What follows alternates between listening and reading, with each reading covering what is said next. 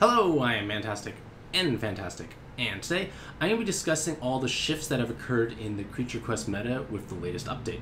So, the latest update has brought forth numerous changes to various small, medium, and large creatures. Furthermore, there's been a complete overhaul of the Battle Tower scoring system, and all of these changes have been made in order to promote or facilitate the usage of more than just the same 5 creatures all the time. And the way that this is going to work is that we are going to be forced, if you want to score well, to start using many more small creatures as well as medium and larges in order to actually achieve that top 1% Battle Tower ranking.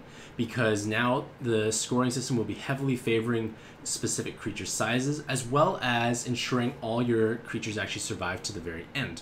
So without further ado, I'm just going to get right into it. So the Battle Tower has definitely undergone many changes over the past, say, 5-6 months. It's been changed to this current format where there are 51 floors and we get to climb up every single week to unlock various rewards as well as having ranking rewards depending on how well you score. Now, prior to this update, the main way to score well was simply just to use on-color damage. Basically, use something that's effective. So if it was a green floor, you bring red creatures. That was basically the easiest way to abuse the scoring system because that would effectively double the amount of points you could get. And then, of course, having a bit of mana remaining as well as the amount of health left over did contribute some points. But for the most part, it was just about colors. However, this update is shifting away from that, and we are now going to start focusing on using small creatures as well as ensuring to the best of our possible abilities that we have our creatures left at full health. So there are two basic categories for scoring in Battle Tower. There's the damage category, which is kind of the baseline value, and then there are the bonus point category. So the damage category, basically there's a fixed amount of damage to a certain extent that you can deal on every single floor. So that's kind of the base level you have on every floor. However, if you use on-color damage, so if colors that are effective against each other, so you bring a red team against a green dungeon, it makes sense. So that allows you to effectively double your points because every time you use on-color damage, it basically adds more to your total damage score. And in theory, if you do everything perfectly, you double the amount of damage value you have because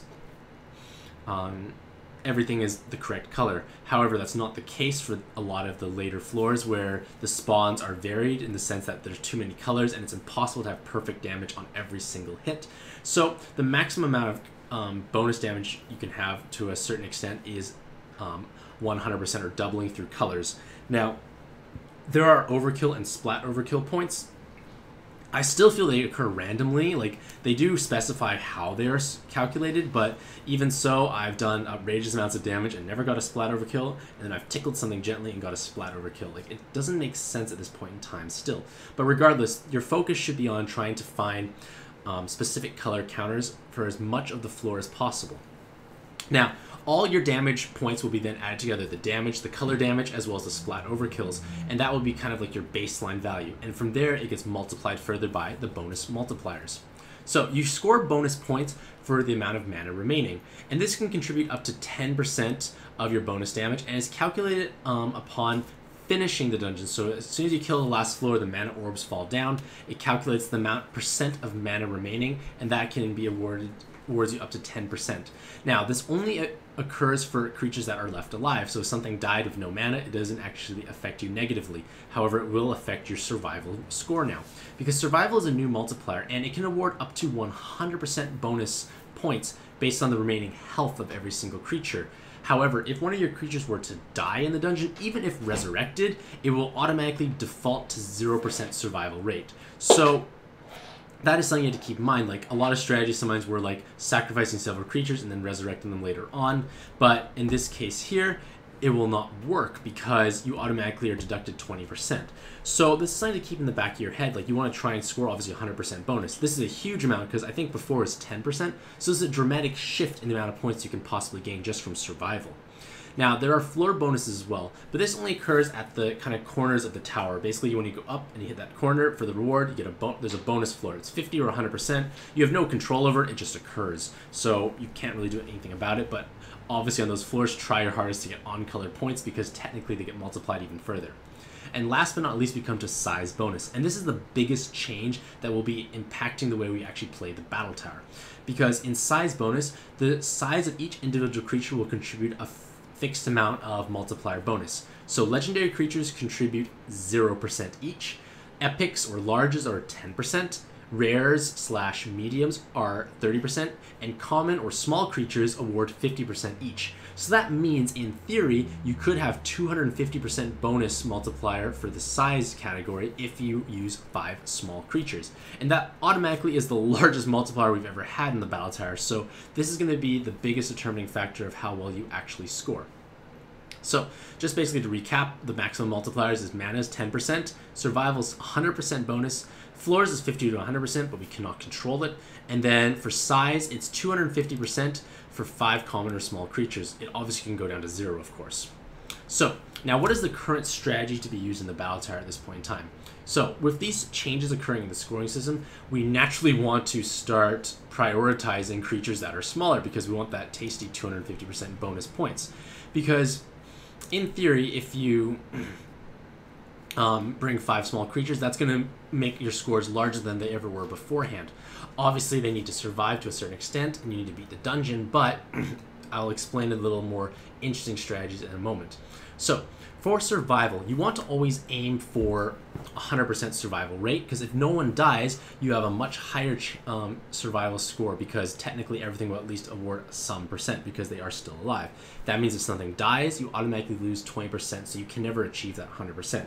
The mana remaining is still 10%, and this is important because the survival and health remaining is so much more important by comparison to the amount of mana remaining. Because let's say, for example, we have 5 creatures on our team, which we do, and we then have each creature has 2 special ability charges. So technically each creature's special ability charge is worth 10% of the mana score, which constitutes to 1% of a bonus multiplier. So that is actually very insignificant in the grand scheme of things, because in theory, with the health of each creature, if one creature loses 1% health, that constitutes a 0.2% bonus. So in theory, 5% health on each creature is equivalent to 1 special ability usage, because 5% health equates to 1% total multiplier potentially, but 1 special ability in the case of 10 specials across your team equates to 1% as well. So that means if you have a healing special ability on your team and you can heal more than 10 or more than 5% health on a single creature, which will happen every single time, it is better to actually use that special ability instead of taking that damage, because you will be awarded far more points just for bumping up your survival rate. Obviously, when creatures start dying, it becomes less and less paramount to have as much full health, because in theory that mana might contribute a little bit more, but even so, it really doesn't matter, because one special ability is maybe 1% of your total maximum multiplier bonus. So really, you should be focusing very hard on keeping everyone alive. So that means obviously healing abilities are very important, but even mends become significantly more valuable, because mends use that special ability in the past and they can keep healing you throughout the whole floor. So you want to do your best to actually keep all your cards at 100% if at all possible.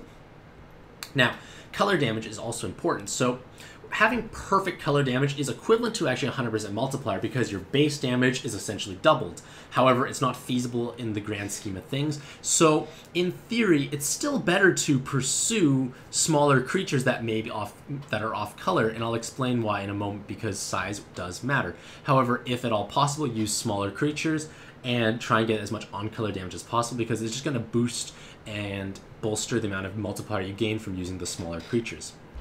So right now, size matters, except in this case, it's the exact reverse of what we normally think is true, because bigger is not actually better in this game in Battle Tower now. So if you use a full team of invested legendary creatures, it's very easy. You can just swipe mindlessly and you climb super fast. However, that's not going to score very well for you.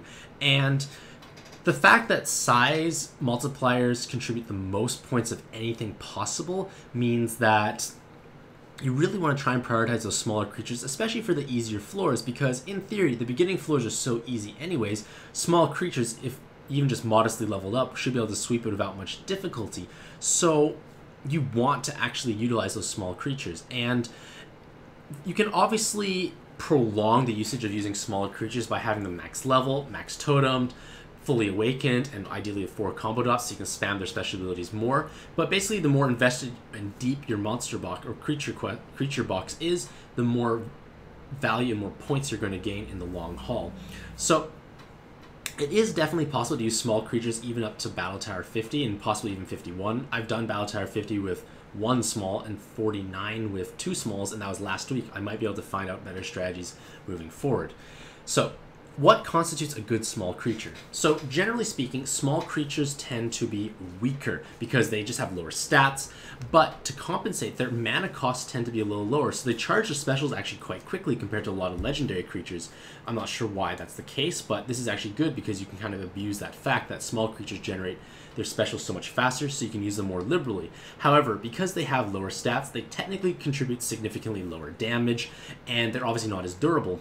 However, they can still be very supportive and utility-oriented, and that is important because, generally speaking, a heal is actually very powerful. A small creature that has a strong single-target heal actually heals a very meaningful amount of health, and that's what we want to try and populate most of your team with, especially when you have to start mixing in larger creatures.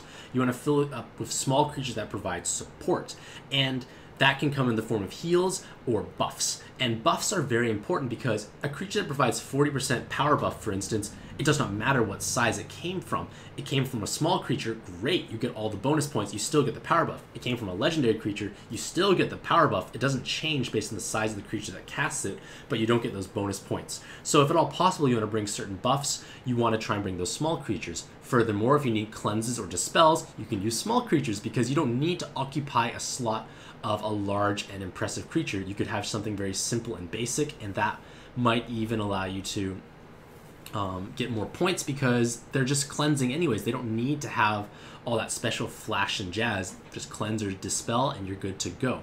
So that is what you should try and prioritize for small creatures. Find the ones that have utility, things that you don't need to have high power levels or high luck or whatever the multiplier is to do things efficiently. They might just be able to do it by existing.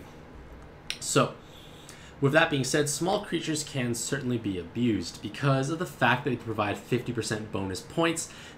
And I feel like this value is a bit overinflated because other things don't keep abreast of it as much. Because when we look at it up here, each small creature is 50%, and survival is 20% effectively for each creature. So let's say you fill it up with 4 smalls and 1 legendary. All your 4 smalls die. Oh well, but you still got 200% size bonus multiplier. Like, they can die, but you still get the 200% bonus. You obviously lose out on a potential 80% survival, but let's just assume your legendary survives with 100%. You get 20% for survival and 200% for size, and whatever percent for mana. So effectively, you could have 220% bonus points just for having 1 creature survive because you had all those sacrificial smalls and 1 powerful carry legendary. Now, I feel like this is probably going to be a very abused strategy, especially moving through like the middle and possibly slightly higher tier battle tower floors, because it's going to award more points than anything else. But the problem is you need to have a very strong solo legendary creature, and right now, strong solo legendary creatures are those that have self-sustain. They can heal themselves and deal large amounts of damage. So, presently speaking, the 2 best that I can think of, at least off the top of my head, are the Phoenix, surprise, surprise, the best legendary in the game, as well as the Vampire. Because Vampire has a massive self-heal, massive amount of damage, but Phoenix hits harder, has a self-resurrect, heals a little bit less. But regardless, it's still an amazing amount of healing and sustain between the 2, and you can basically sweep through many of the middle floors just by abusing that and gaining 220% bonus overall. So this is going to be something that you kind of can abuse. Like, yes, obviously it's nice to have everything survive to the end, but this is actually more efficient than, let's say, if you bring say like a couple, like a mixture of creatures. You don't have any smalls. Say you have a bunch of mediums and epics. So let's say you had 3 mediums and 2 epics. That is 90, 210% plus the 100% survival. Let's say everything you can. You're still at 210, technically less than the legendary and 4 smalls. So it's really hard to break past legendary plus 4 smalls or 4 smalls plus 1 that can survive. And this is something that you need to keep in mind moving forward through the middling difficulty battle tower floors. So this is just a sample Battle Tower 49 team I used, like last week when it just came out. I had made the change on the fly. I got 2 small Resurrectors that fly, as well as healing. I got 2 legendaries that do large single target damage to the fire spawn, as well as a medium who can silence, because I didn't have a silencer that was yellow, that was small, because I was restricted on combo dot synergy, and that is the one main complaint I have for this change, is that combo dot synergy is so hard to actually have. It's really challenging to re-roll combo dots to get the right dot synergy, and you need to change out teams on the fly so often, so you're going to be breaking up that synergy regardless of which team you pursue. So that's one thing I really hope they do introduce, ways to make it so it's easier to throw on or mix and match your creatures moving forward. So in conclusion, this Battle Tower change I feel is very strong for the most part. It's quite exciting because it allows us to basically use creatures we never used beforehand. Things that are just kind of rotting away in our creature box now have a lot of merit and value because they may have been poor defenders, but they can make great team members when climbing the Battle Tower. So let me know what you think about the changes overall in the comments below, as well as what you have found effective moving forward and climbing up. Do you abuse this creature size? Do you go for survival? What is your strategy? So let me know what you think about this in the comments below. Furthermore, I do recommend you join my Discord server. It's probably the largest Discord or chat server for Creature Quest at this point in time, and there is a dedicated chat channel for it. You can ask questions. There are veteran and new players alike. So it's a great way to interact with the community overall. So, I wish you the best of luck in your Creature Quest adventures, and happy questing.